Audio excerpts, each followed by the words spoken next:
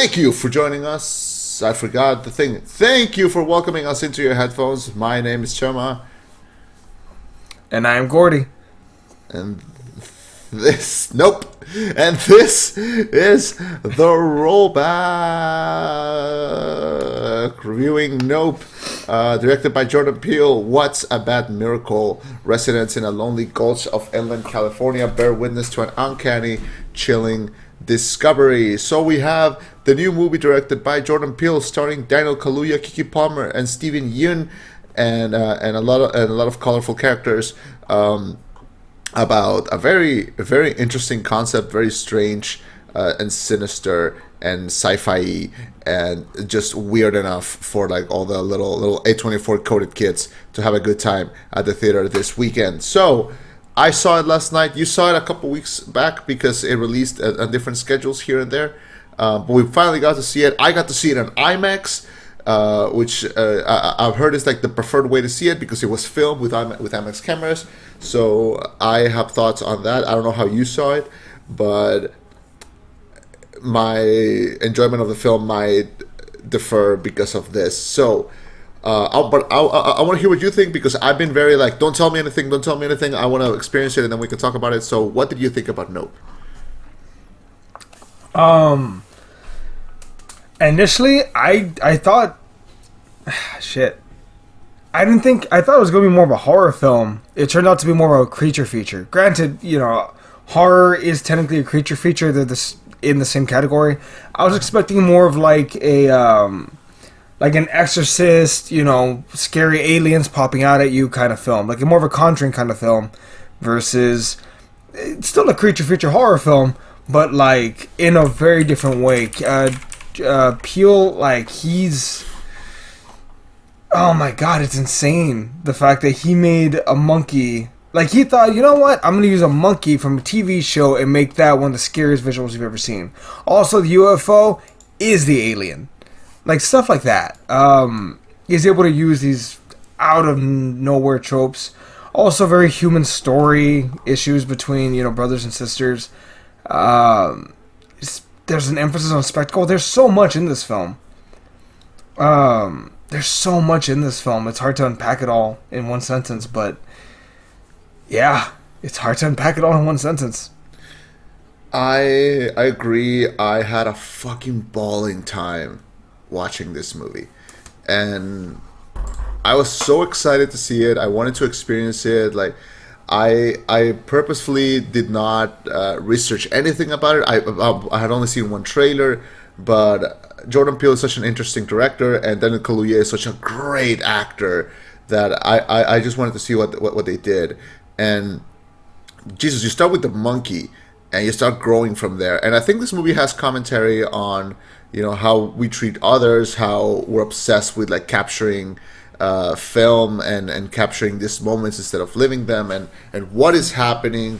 And the movie took advantage of the fact that it's an original piece, that it's not based on any kind of like graphic novel, comic book, previous TV show or anything, and yet it uses the tropes that we're aware of and things that could happen as to create this completely new narrative and this new story with these new characters.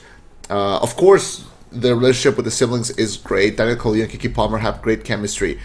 There's a scene where the two of them, when they bring in the cameraman, and she goes like, I told you he was going to bring a non-electrical camera. And then the two of them like high-five each other like 6 times, like back to back to back. And that was like the most sibling shit I've ever seen in my life.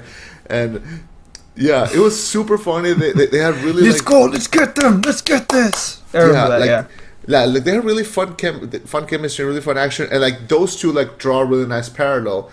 Because it starts and like Daniel Kaluuya, who the funniest shit was the fact that they didn't make enough jokes about it. His name is OJ. Like his name is OJ, and I know. Yeah, and then you make it like there's a scene where like Kiki Palmer is like, "Run, OJ!" Oh god. I didn't pick up on that one part, son of a bitch. So they did that, and then I like his character because there's something really subdued and really like shy about him. Like even that he talks to people the way he talks to the animals, like he'll make that like this sounds, or like he'll start hitting himself on the leg like to get someone's attention. Like he'll rarely make eye contact. There's something really like sweet and kind of shy about him that really contrasts her very brash, open personality. So these two are great. Steven Yeun, I know he's your boy from The Walking Dead, and I really like him because I loved him in the movie Minari. And he plays every time I see that guy, I'm like, that's a really sweet guy. I don't know why. Like any character he plays, I'm like, this is a guy. Like if I had a daughter, I would let him date him. Like this is such a really good guy in everything that I see him in. And I don't know why. Like he plays like a little bit of a like he's got like a different intention, but I think he's just Sleazy. trying to like, yeah, he is trying to like make himself a place in the world, I guess. Why did you look so nervous when I was saying all that? I just, man, like his character in this film is so like appallingly flawed. It's not even funny. Yeah, I know. But for some reason, like if like when he first shows up and he's in the office and he's like, "Hey, come in," I'm like, "There's my guy. What a good dude." There's I don't know you. why. I don't There's know. Like Glenn. yeah, I don't know. I see him and I like him immediately. Like he's got such a likable face. I don't know if that makes sense. He's charismatic, and yeah, so he's good in this. Yeah, his character is deeply flawed. Like he is, feeding the people and the aliens into this like reign of terror with the horses and shit. But he's also got like this really super dark backstory, and yeah, it ends up I think helping the narrative. Even though his narrative is like the most separative from the story, but it is like the one that like, oh, we have this obsession with like capturing something and making a spectacle about something and making a show out of things and of recording everything. And I think he constructs to that. Yeah, go ahead. No, I was gonna say the thing is those. Well, for me at least, what do you think of Glenn's arc in this one? Like of Steven Yeun's like, because he has a minor arc compared to compared to the siblings, Yeah. but in his it's like he witnesses this horrible tragedy. He bears witness Yeah. to this creature that cannot be tamed, slaughtering people on set from the most minor thing going wrong. And then he's an adult, and he's like, "You see that massive alien over there that likes to eat horses? I can tame that." Yeah. Like, no, some creatures cannot be tamed. Some monsters, not monsters, that's not fair. Some animals are not meant to be contained. You can't do it. Yeah. Chimps, clearly, one of them. Also, giant UFOs that are literally man-eaters. Like, horse eaters. Just, Yeah. and I think that may be the most frustrating part of the film for me. Was the fact that how the fuck do you think you can contain this? Just manly audacity. Just like straight up. Yeah. And his kids were there. You don't have your wife and your kids when something dangerous is going down? Even if you've done it 100 times. No! You leave the wife and the kids at home. Keep them safe, you fucking knob. Yeah, I agree. But when they showed his whole backstory and they showed like that complete scene with the chimp and he's going ham on like this fake family. Jesus, it was really unnerving. Like especially when he like turns around and like sees him under the table and just starts like crawling up to him, and that's a mocap. That's like that was a CGI. That was a person in a mocap suit, and then with effects on top of it, and then this monkey shows like this chimpanzee, because I know that because there is a difference. It shows like this last moment of humanity when he goes for like the fist bump, and then oh god, my whole theater like jumped when he got shot. Like it was pretty unnerving. That traumatizes you, especially if you're a kid. So like I understand why he was the way he was. I'm not excusing it. I'm just saying I understand. And Yeah. yeah, but we have those, and then we have this kid Brandon Perea, I think that's his name, who plays the IT guy. And yeah, he was so funny, man. He was so funny, man. Yeah. He was like, Five he was stars, like, Angel. 5 stars. yeah, he was like, I don't care, but then he was like, I care. And then I liked it for a couple of scenes when he's working at the store. There's this other girl with him, and she's played by Barbie Ferreira, who is she's in Euphoria. And for like the 2 scenes that she was in this, she was kind of funny, especially since she just announced that she's leaving Euphoria. So it's like, okay, well, hopefully she gets more weird roles like this, even if they're limited. But yeah, I like Brandon Pereira. I really like the cinematographer guy. I forgot his name, but what a weird little guy. I love when actors just play a weird little guy, and he was that. Michael Wincott. I believe so. Yeah. Anders Holst. Yeah, that's the name I got here. Yeah. Okay. Yeah. So the cast was great, and the concept is good, and the design of the creature, the jean jacket. It's what they called him. We haven't had a new movie monster in a while. What was the last one we had? Like Cloverfield? Like, we haven't had a big, large, booming, unique movie monster in a good while. I feel about this movie the same way that I felt about Malignant last year. Like, completely, like, did not see it coming. Had a fucking blast. It was funny and weird in every way that it should, and gave us a new movie monster. So I'm glad for that. And the tension was great. The sound design was awesome.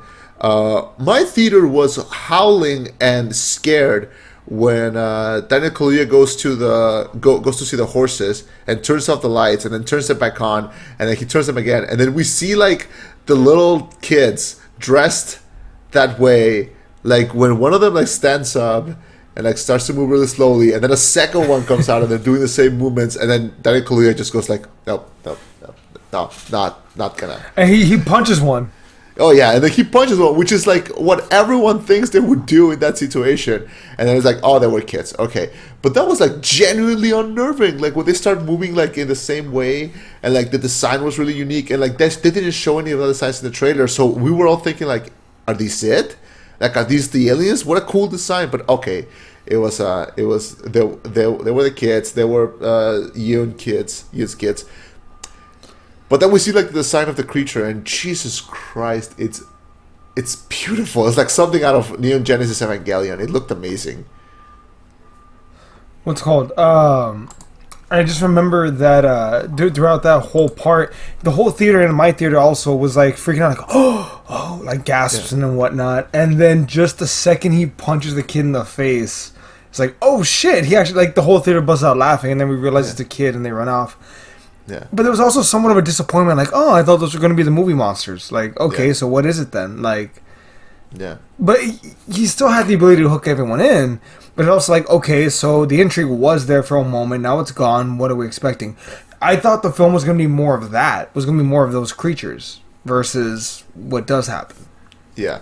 But then what does happen, really enthralling and really entertaining, because when we see that it's raining and it starts moving, and then they're like, oh, it's not raining here, it's on top of us, and then when he realizes like, oh, we can't look it in the eye and then it won't see us, it's really unnerving. And then when we see like all the sounds that it's making, and then when it's throwing like everything that they ate and all the blood on top of the house, like, it's an incredible visual. Like, I can't believe Peele finally got a budget that matches. This is a movie that perfectly embodies the fact that he had a budget and a vision, and he just ran with it. Because this movie monster is, the way that it moves, it's so unnerving. Like, and the fact that it's so big. Like, I love giant, slow-moving monsters in movies. I think that when they're slow-moving, it's when they look the scariest. And this thing, the fact that it can be anywhere and move, and they can barely see it because it's in the clouds. I love the fact that it's a cloud that never moves, like that. Like when they go like, that cloud has been there day and night for days. Like, I've been looking at the same cloud. It doesn't move. It's just been there. Like, oh god, it's great. That part when he's in the truck with the horse, and the creature is almost like taunting him. And he goes, and there's like a moment of silence, and it's dark, and you can just see like his eyes just like moving around, and he just like locks the door of the car. Well, not just that, also the fact that he's so aware to treat this the UFO, like they teach us the rules pretty early on.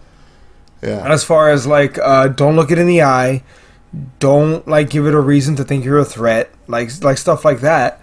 And those rules, he has to instigate those rules while they're actually dealing with it. Like, keep your head down, don't look at it, try to hide when you can. Like, it's interesting. That whole aspect of it. Again, it's almost like he's trying to break in another horse, except, that's bigger than a fucking house. Yeah.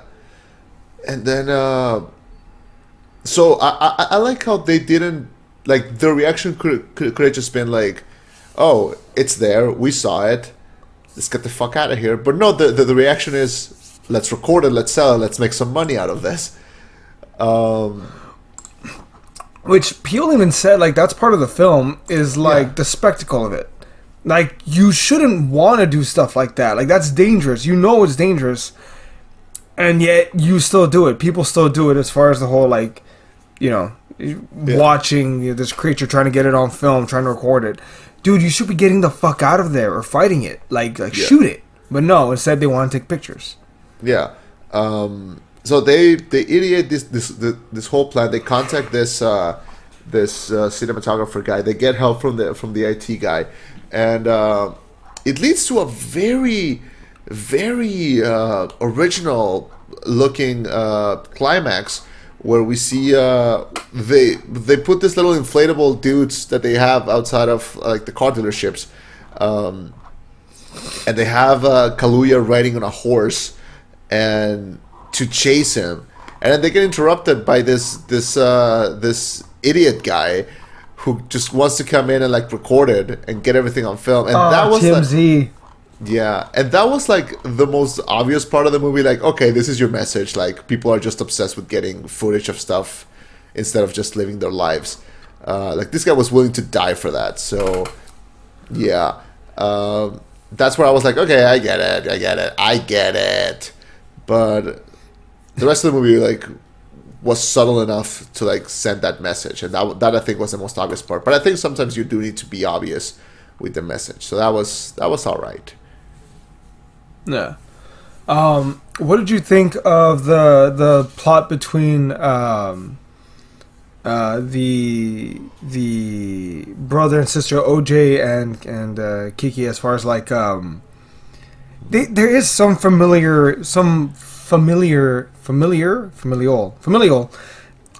issues there, as far as like their upbringing with their father, that horse that she mentions, Yeah.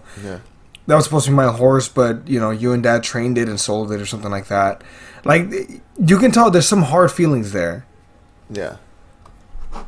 I actually really liked it. I thought it was a little more realistic than most people would care to admit.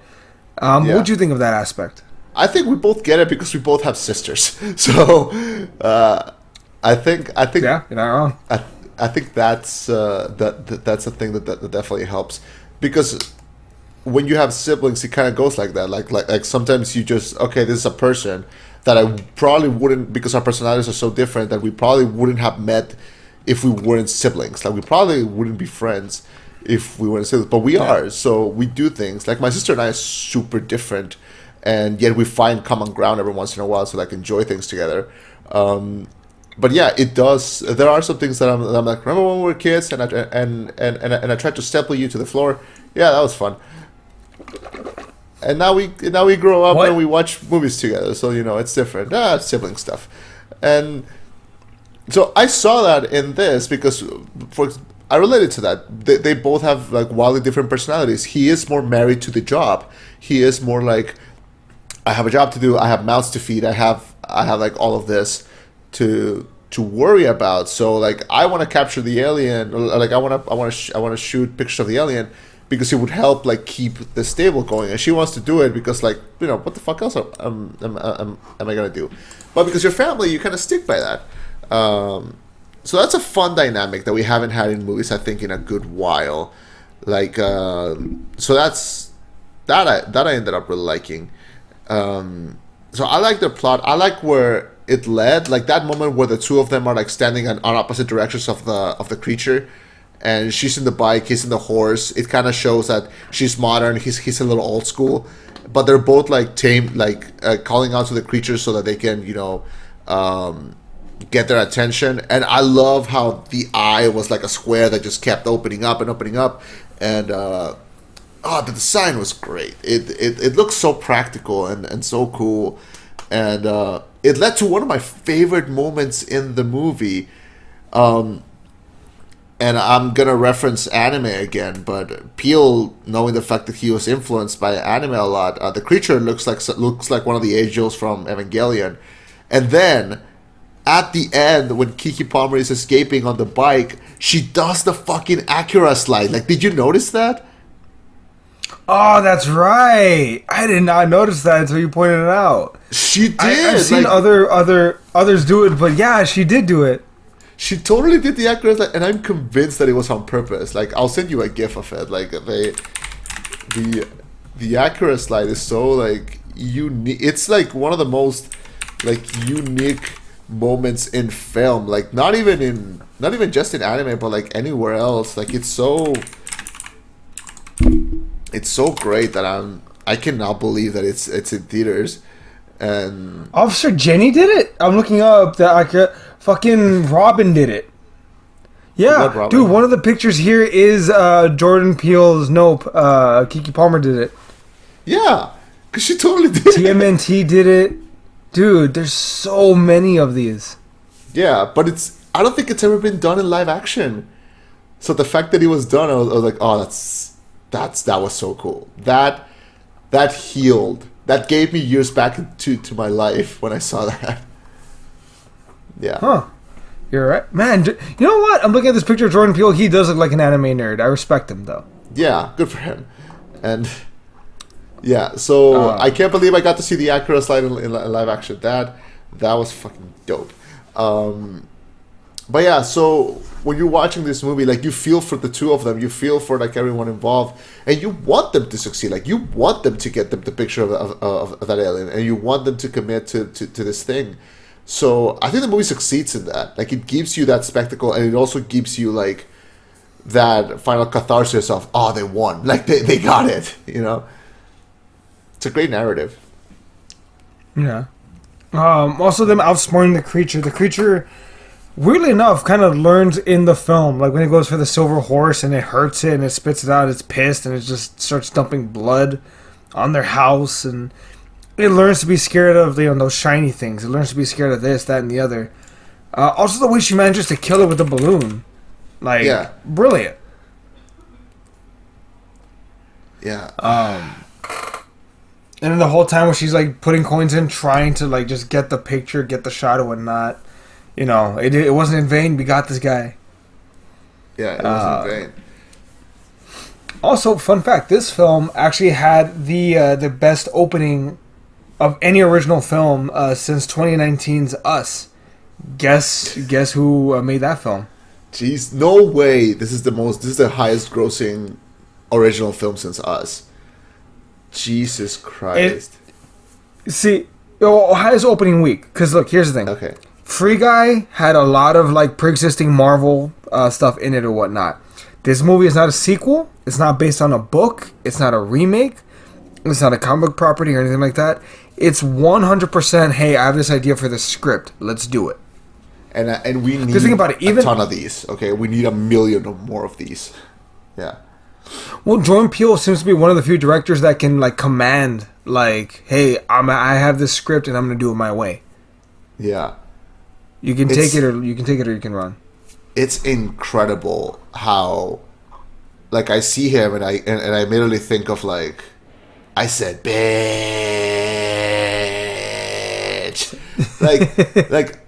like I know that he's not like the comedy guy anymore, but how do you come up with both? This is why comedy people are better than drama people, because they can do both. Like, not everyone can do both. And we're seeing that a lot because, have you seen Barry on HBO? I've heard of Barry. I've never seen it, though. Okay. Between Barry, done by Bill Hader, this by Jordan Peele, and Severance, which is made by Ben Stiller, Jesus Christ, how are the comedy people better at doing like hard hitting drama and science fiction than like the drama and science fiction people? Because like Because I the saw comic people are Nope. broken on the inside. Because like I saw Nope, and I was like, I don't need to watch a Nolan film ever again. like I'm done. Like Jordan Peele's brain needs to be on the Smithsonian or something. Like this makes no sense. How is this man so talented? How does he keep popping out original pictures like every couple of years? I'm floored, and I am shocked, and I am in love with this movie. Fun fact, actually, also another fun thing, real quick. You might be interested to know.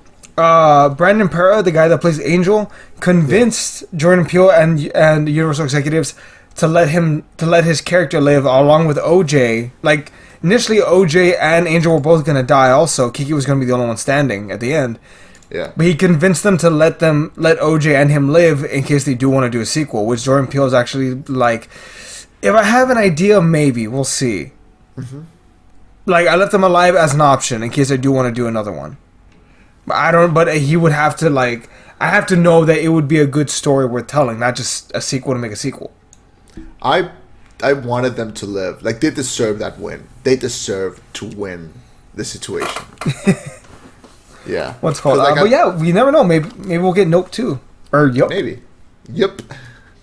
Also, Nope I 2. like how Yup. I like how when the movie was announced, people immediately like jumped into the fact that there was going to be about aliens, and they tried to decipher the title, and they were like, "We think the title is like a new acronym for a UFO, so maybe the title means not off planet Earth." Like, can you confirm, Jordan Peele? And Jordan Peele was like, "Nah, it's just a reaction that we black people have when we see some shit that we don't want to be involved with. We just go nope, and we'll leave." And I was like, "I love you, Jordan Peele," and he was like, "I love you, random citizen," and yeah, Oh man. yeah. Oh god. Nope was great. I really hope that there's another. God, I want to know what he does next. Jordan Peele, he's getting to a point where like he's. I don't know if he's on Nolan's level yet, but he's getting there. I mean, he's Like- he's a little too good at this. Yeah. No, but like as far as him like getting to the point where he will be on Nolan, no, like on a level where he can command whatever he wants to do. Like, you know what, I feel like doing this film, or I feel like doing this film.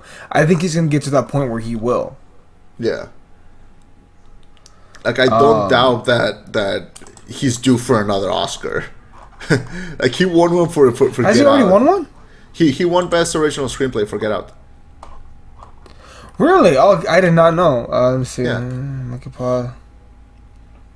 Huh? He might do another season of the what was it? The Twilight Zone? Twilight Zone. Yeah. Yeah. I thought it was canceled. According to this, he's also considering working with Dave Chappelle, Steve Martin, and Martin Lawrence, possibly. He also names them as big influences.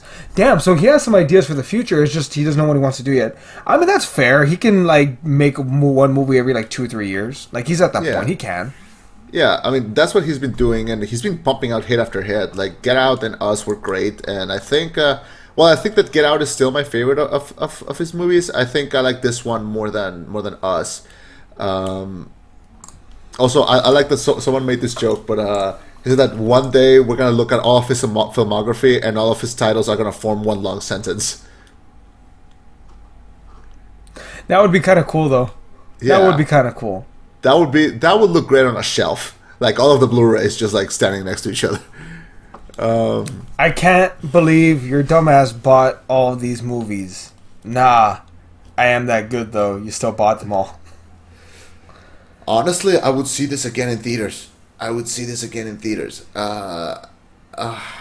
It's Jesus. It was that good. I love the creature design. I love the Acura reference. I love the performance. I love the sound design was creepy in the best way, and I loved it. That was that. So my final thoughts: go watch it. Watch it several times. It's creepy. Bring your family. It's a great time to be in the theater. This is probably like the last big movie of the summer, and I like that he went to like from like indie, like from the ground up to like big budget, big creature, big original creature. I want to see Figma figures of this creature. I want to see this shit on like. I want to see tattoos of this. Like I can't wait to see how this movie like impacts and inspires, because it's freaking great. So I loved it. I loved it. I give it a 9 out of 10. I adore this movie. I think I give it an A minus. Great film. I would definitely recommend it. Not the film that you're expecting, but still a great film nonetheless. Solid acting, solid characters, solid sound design, solid design of the monster. Excuse me. Solid design of the monster. In general, yeah. Go watch it, folks. If you haven't seen it yet. I believe that's it. Yeah. Yeah. All right. What a great time to be hungover and recording. This is great time. This is great quality time to have with your buddies. So thank you so much for joining us. We are the Rollback. You can find our show in iTunes and Spotify and YouTube. You can find video reviews. You can find other little shenanigans that we might post. Follow us on Instagram. You can follow us on any of our other social medias. And yeah, thank you so much. My name was Chema. I've been Eddie. And this was the Rollback. Signing off with a reminder that if you see something, run. Fuck out of there. Don't record. You run. Unless Yeah, people need help. Then don't record. Just help them and then run. No, just get the fuck out of there. Yeah. If they tell you no phones, no phones. Goodbye. But bye everybody.